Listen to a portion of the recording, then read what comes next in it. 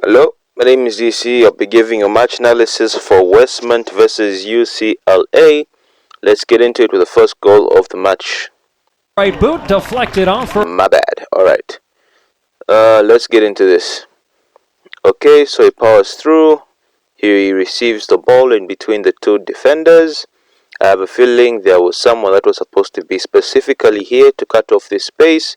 Instead, I feel either one of these two pushed up, and then now they created this space for this player that's going to run into the given space. And he looks quick. And yeah, does a few side steps and he passes it to his teammate, but the particular angle at which the striker received it and the fact that he was able to shoot is worrying. Alright, so here we have the center back supposedly tracking back.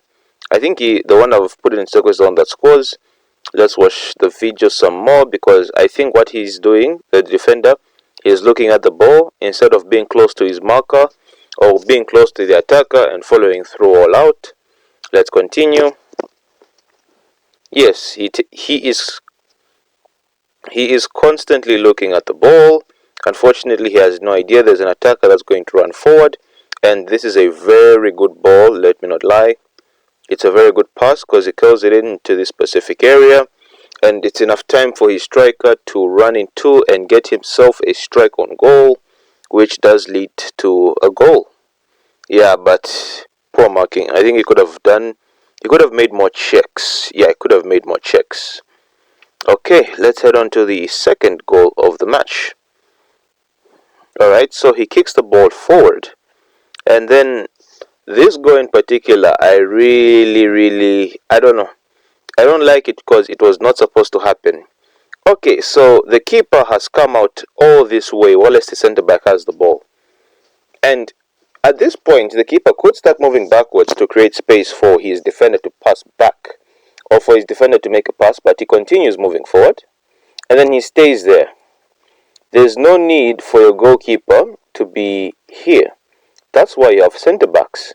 Because if he was where he was supposed to be in his position, the center back could have made an easy pass to the goal area, and that would have given his goalkeeper enough time to either punt it or just look for a pass. But instead, he comes here, and yes, the assumption is that you keep possession well so that you don't get immediately countered, but the goalkeeper makes a mistake.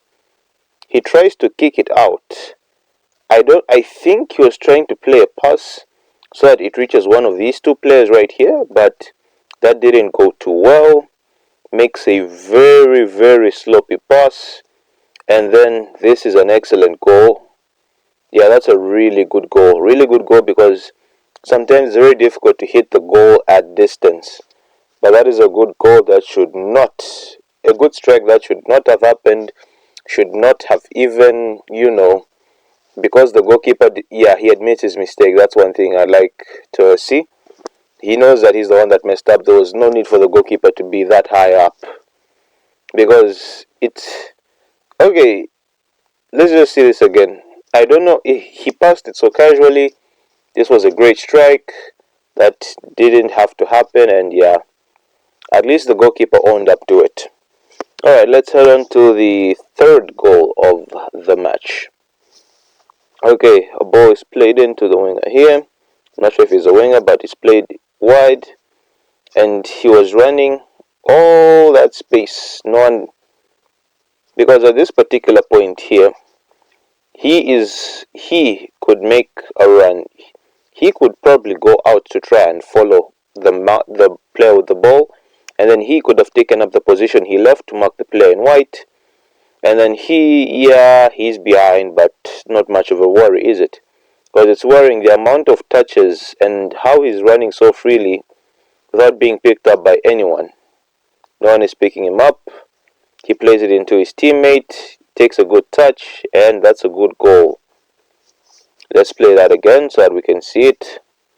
Plays it in. Yeah, it's a good strike, but once again, there should have been someone maybe to either just make it difficult for that player to put the pass in, and maybe the player that got dribbled, I don't know, maybe he could have stood his ground better. Otherwise, that should not have happened. that should not have happened, because from here, as the boys played, he is completely unimpeded. No one is even trying to challenge. No one. And one of those two defenders could have gone across, but I don't think they communicated well to each other. And it leads to them conceding once again. Alright, let's head on to the fourth goal of the match. Should be somewhere here. Yeah, somewhere here. Okay. Boys played in wide. He takes it to the byline. And then now here. This is very worrying because this guy was with him. So he follows to try and get the ball. Yes, I do commend his try, but I do feel I don't know, one of his teammates should have picked up on this man. They should have picked up on him because he is alone in the box, which is very worrisome. And the fact that there is no one behind him, this player here has made a very good run because he's managed to get in this area. Then again, that felt a bit too easy and had way too much space to run into, but let's just play this. Remember, there is this man that is unmarked. No one is looking at him. No one has picked him up. Pass, goal. That's how easy it is sometimes. Alright, so let's see the original situation. Alright. They should have enough men to deal with this. They should have enough men, but I don't know. He does try to follow him, but he gets done. That's a good drop of the shoulder. And then now this specific area, there is a gigantic gap.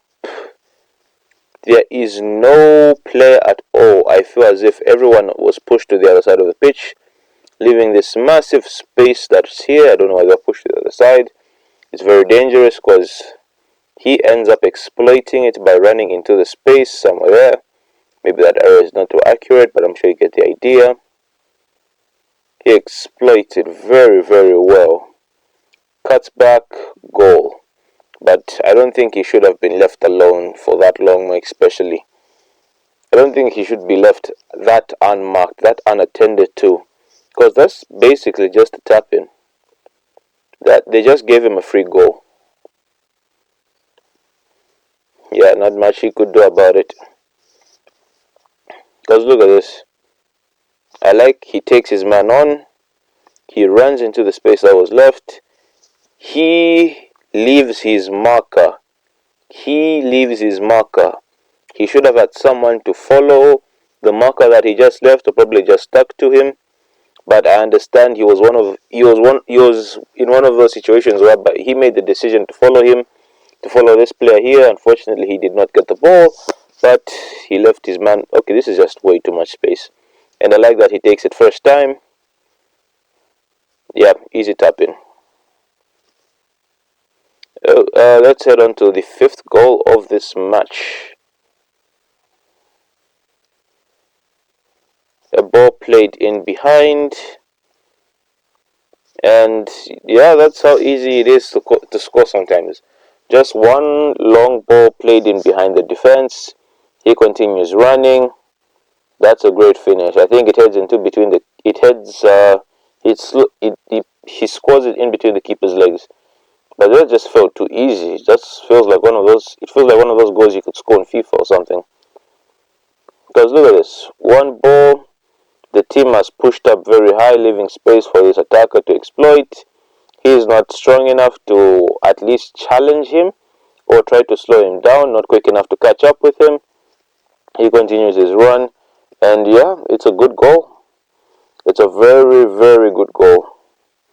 Alright, let's head on to the sixth goal of the match, and that should be the final goal.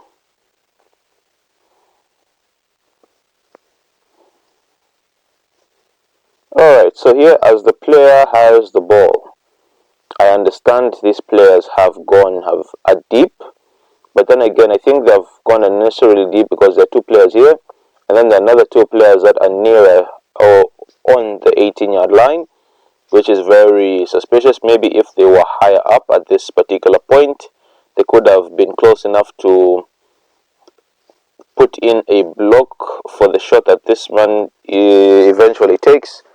Yeah, this player does well to run out of pressure and lay the ball off to his teammate. Now, if you have seen Okay, let me just remove some of this so that I can explain it properly. They are here. That's one thing I want us to note. They are here. So which means they have to run slightly more than if they were here. He knows that. He knows that how? Let's see how he sets up the ball as it's played into him. He takes a touch. He waits for okay, it looks like a second, but that's a lot of time in this particular area that he's in. And it's only one player from the two that was standing that goes to pressure it. At least there's a movement there. And I've also noticed he could have also played the ball in behind to his teammate here if he wanted to, but he was that brave enough because he's completely unmarked and he does look onside. Let me continue this. So he takes it into his stride, whacks it into that top corner. That's a lovely goal. It did take a while for them to confirm if it was a goal or not, but yes, that was a good strike. And you've seen, because there were a few yards in behind, he had the time to trap, look at the goal, and then take the shot. But if they were nearer to the 18-yard line, I think he would have been forced to take that pass into try to take the shot first time, or either just pass it to someone else because he would have been under a lot of pressure. But they gave him the time to trap it, move it to the side, scores a lovely, lovely, wonderful goal. And yeah, that's it. At least he has something to take home because his team did concede a lot of goals. Yeah, sometimes just moving a bit forward, a few more yards could be the difference between a goal and a miss or a shot taken under pressure that goes over the bar. Otherwise, my name's DC. I've given you match analysis for Westmont versus UCLA NCAA Soccer College highlights. I'll see you in the next match analysis.